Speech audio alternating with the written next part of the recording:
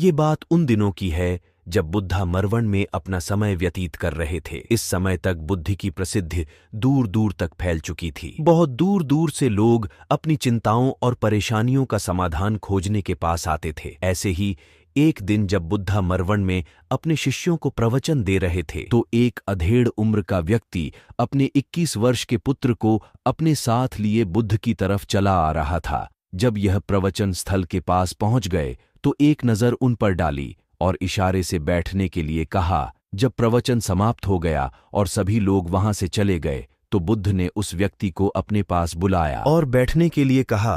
वहां चारों तरफ हरियाली छाई हुई थी। मौसम बहुत सुहाना था और तरह तरह के पक्षियों की आवाजें गूंज रही थीं। ऐसा नजारा देखकर उस व्यक्ति को अंदर से असीम शांति महसूस हो रही थी। इसके बाद बुद्ध ने उस व्यक्ति से आने का कारण पूछा तो इस पर व्यक्ति ने कहा, यह तथागत मैं 2 दिन की लंबी यात्रा करके अपने पुत्र को आपसे मिलवाने लाया हूँ। ये मेरा इकलौता पुत्र है और ये हर समय थका थका रहता है। ऐसा लगता है जैसे इसके अंदर कोई जान ही नहीं है, कोई प्राणी नहीं है। इसका स्वभाव भी काफी चिड़चिड़ा हो गया है। अगर हम इससे कुछ भी कहते हैं तो यह हमारी छोटी छोटी बातों पर गुस्सा हो जाता है। इसके देखने की क्षमता भी उम्र से पहले ही कमजोर हो गई है और इसके बाल भी सफेद पड़ने लगे हैं।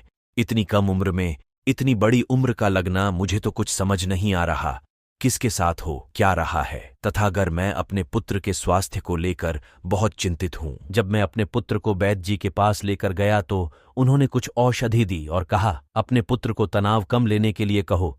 वो अपने दिमाग में बहुत अधिक तनाव लेता है, इसलिए उसकी ऐसी हालत हो गई है।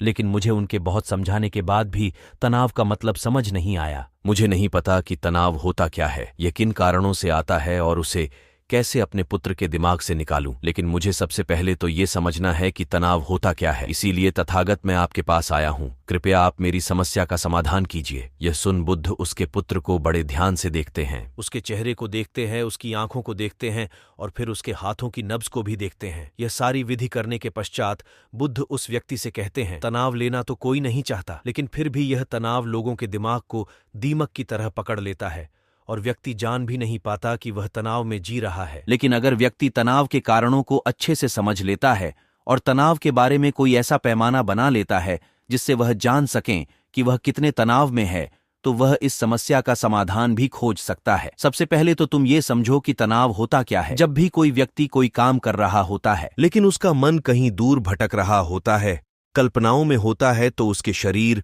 और मन के बीच एक दूरी पैदा हो जाती है। ये दूरी जितनी अधिक होगी, व्यक्ति उतनी ही ज्यादा बेहोशी की अवस्था में होता है और शरीर व मन के बीच की इसी दूरी, इसी खिंचाव को तनाव कहा जाता है। आखिर कोई पसंदीदा खेल खेलने के बाद व्यक्ति चुस्ती और प्रसन्नता से क्यों भर जाता है, जबकि उसने तो अपने शरीर को थकाया है।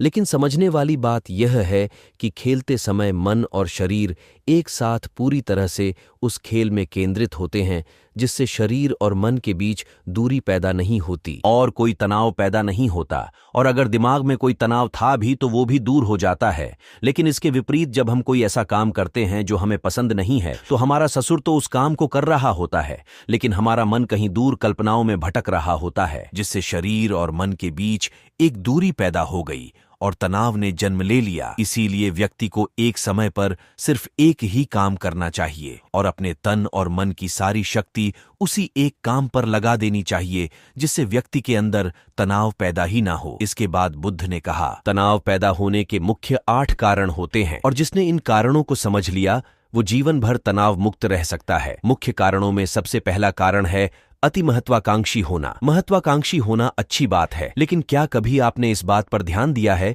कि इंसान के लक्ष्य कभी पूरी ही नहीं होते। उसका एक लक्ष्य पूरा हुआ नहीं कि वह दूसरे की तरफ भागने लगता है, दूसरा पूरा हुआ तो तीसरे की तरफ, और इस तरीके से वो अपने लक्ष्यों को पाने के लिए जिंदगी भर गोल गोल घूमता रहता है। इसीलिए जो व्यक्ति अति महत्वाकांक्षी होता है, जिसने बड़े बड़े लक्ष्य बनाए होते हैं, वह वर्तमान में कभी रह ही नहीं पाता। उसका मन सदैव भविष्य की योजनाएं बनाने में ही व्यस्त रहता है। उसका शरीर तो वर्तमान में रहता है लेकिन भविष्य में ही रहता है, जिससे मन और शरीर के बीच दूरी पैदा हो जाती है और वह तनाव भरी जिंदगी जीने लगता है। बुद्ध के मुंह से यह बात सुन उस लड़के ने कहा, बुद्ध, तो फिर इसका मतलब है कि हमें लक्ष्य नहीं बनानी चाहिए, क्योंकि लक्ष्य बनाना भी तो महत्वाकांक्षा ही है। इस पर बुद्ध ने कहा, जीवन में लक्ष्य बनाना कोई गलत बात नहीं है, लेकिन समस्या तब उत्पन्न होती है जब वो अपना पूरा ध्यान उस लक्ष्य से मिलने वाले परिणाम पर ही लगा देते हैं और उसके परिणाम की चिंता करते रहते हैं। व्यक्ति को वर्तमान में जीना आना चाहिए। आप लक्ष्य बनाइए और उस लक्ष्य की प्राप्ति के लिए कड़ी मेहनत करिए, लेकिन साथ ही साथ आपको इस बात का भी ज्ञान होना चाहिए कि आप अभी वर्तमान में जी रहे हैं और वर्तमान ही सत्य है। बुद्ध ने आगे कहा, तनाव का दूसरा सबसे बड़ा कारण है ईर्ष्या। जब व्यक्ति ईर्ष्या और जलन से भर जाता है तो उसका मन अंदर से सड़ने लगता है। ईर्ष्या एक आंतरिक घाव है। आंतरिक घाव यानी मन का घाव। व्यक्ति के शरीर का घाव तो भर सकता है, लेकिन मन का घाव कभी नहीं भर सकता। इसीलिए व्यक्ति को दूसरे की खुशी और तरक्की से कभी ईर्ष्या नहीं करनी चाहिए, क्योंकि तनाव का कारण है। इसके बाद बुद्ध ने तनाव का अगला कारण बताते हुए कहा कि आरुष्यपूर्ण काम करने से भी मन में तनाव पैदा होता है। जो काम करना हमें पसंद ही नहीं है, जिसका मेन हमारी रुचि ही नहीं है, उस काम में हमारा मन लग ही नहीं पाएगा। हमारा शरीर तो वही बैठा रहेगा, लेकिन हमारा मन कल्पनाओं की उड़ान भरेगा, जिससे शरीर और मन के बीच दूरी पैदा हो जाती है और व्यक्ति तनावग्रस्त हो जाता है। इसीलिए इंसान को हमेशा अपनी रुचि के अनुसार ही कार्य करनी चाहिए। अगर व्यक्ति ने ये पता कर लिया कि उसे कौन सा काम करना पसंद है और वो उसी काम को अपने जीवन का लक्ष्य बना लेता है, तो फिर वो काम उसके लिए काम नहीं बल्कि खेल बन जाता है। फिर बुद्ध ने कहा, तनाव का चौथा कारण होता है किसी दूसरे से अच्छा रखना। बुद्ध ने उस व्यक्ति की ओर इशारा करते हुए कहा, एक पिता होने के नाते तुम्हारी अपने पुत्र से बहुत सी अपेक्षाएं होंगी कि तुम्हारा पुत्र एक बहुत ही कामयाब इंसान बने, तुम्हारा नाम रोशन करे, जैसा तुम चाहते हो उस तरह का जीवन जिए, तुम्हारी हर बात मानी। लेकिन क्या आज तक कभी किसी की सारी अपेक्षाएं पूरी हुई है? जब भी कोई व्यक्ति किसी दूसरे से कोई अपेक्षा रखने लगता है तो वो अनजाने में अपने लिए तनाव पैदा करने लगता है। जरा सोचो कि अगर तुम्हारा बेटा तुम्हारे अनुसार काम नहीं कर रहा और वो नहीं बन पा रहा जो तुम उसे बनाना चाहते हो, तो निश्चित रूप से तुम्हारे दिमाग को तनाव पकड़ लेगा।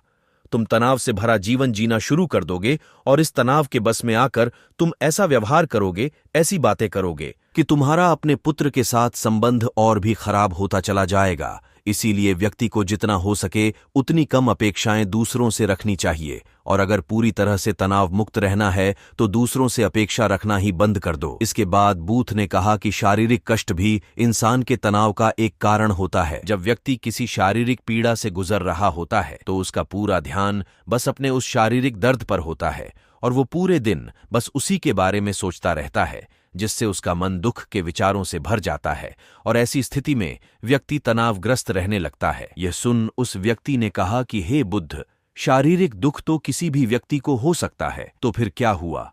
व्यक्ति जीवन भर तनाव में ही जिएगा। इसका जवाब देते हुए बुद्ध ने कहा कि इंसान को ये बात समझनी चाहिए कि हमारा जीवन दुखों का आधार है। जैसे जैसे हमारा जीवन आगे बढ़ता है, इसमें दुख आते हैं, बीमारियां आती है और फिर अंत में मृत्यु भी आती है। तो बीमारियां इंसान के जीवन का अभिन्न अंग है, कोई इनसे बच नहीं सकता।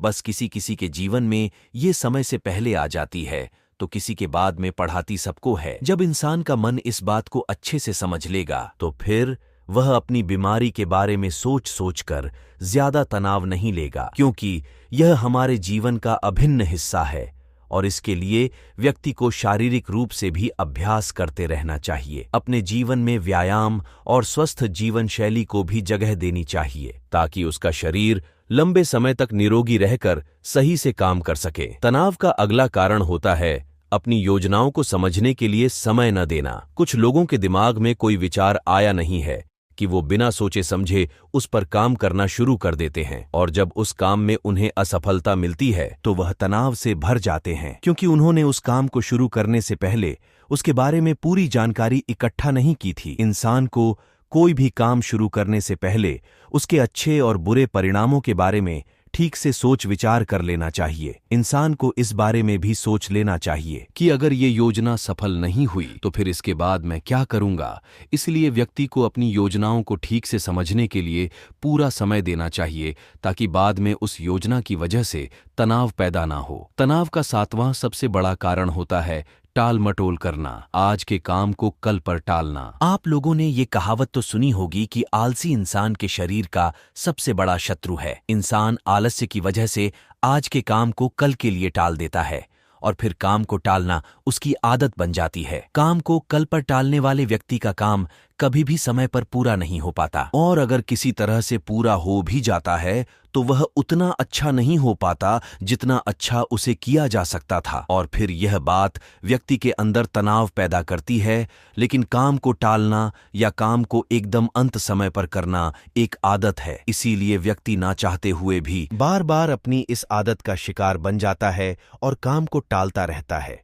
और फिर जब काम की समय सीमा पास आ जाती है तो वह तनाव से भरकर काम को पूरा करने का प्रयास करता है। इसीलिए तनाव मुक्त रहने के लिए व्यक्ति को काम को टालने की आदत छोड़नी पड़ेगी, और यह तभी संभव है जब व्यक्ति काम को समय से पहले खत्म करने का निश्चय करे। सबसे आखिरी और सबसे प्रमुख कारण जो तनाव का होता है वो है ज्यादा सोचना। लगातार सोचते रहना भी एक बीमारी है, और यह उस व्यक्ति में सबसे ज्यादा पाई जाती है जो कपोल कल्पनाएं करता है, जो अतीत की घटनाओं और भविष्य की बातों के बारे में सोचता रहता है, जो बेवजह के अनुमान लगाता रहता है। इसीलिए व्यक्ति को ज्यादा सोचने की आदत पर लगाम लगाना चाहिए। इसके लिए जितना हो सके खुद को काम में व्यस्त रखना चाहिए और हर दिन ध्यान का अभ्यास करने को अपने जीवन का हिस्सा बना लेना चाहिए। बुद्ध के मुंह से यह सारी बातें सुनकर उस व्यक्ति ने हाथ जोड़कर कहा, बुद्ध, मेरा पुत्र तो अभी मात्र 20 वर्ष का ही है और इसमें अभी इतनी समझ भी नहीं है कि यह आपकी बताई सारी बातों का एक साथ पालन कर सकें। आप कृपया करके तनाव मुक्त रहने का कोई आसान सा तरीका बता दें जिससे मेरा बेटा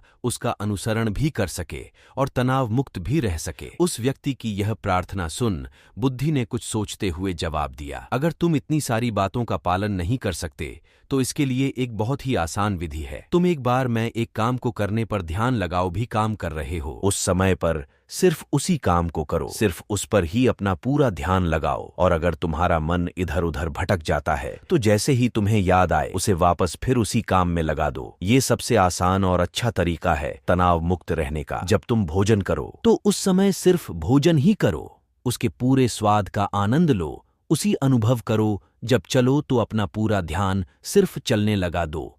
इससे तुम्हारा मन और तुम्हारा शरीर दोनों एक जगह पर केंद्रित रहेंगे, दोनों के बीच दूरी पैदा नहीं होगी जो कि तनाव का मुख्य कारण होती है। दोस्तों, आज की युवा पीढ़ी एक ही समय पर 2-2, 3-3 काम करने के आदी हो चुकी है, जैसे फोन पर बात करते हुए गाड़ी चलाना, खाना खाते हुए टीवी देखना, ये फोन चलाना।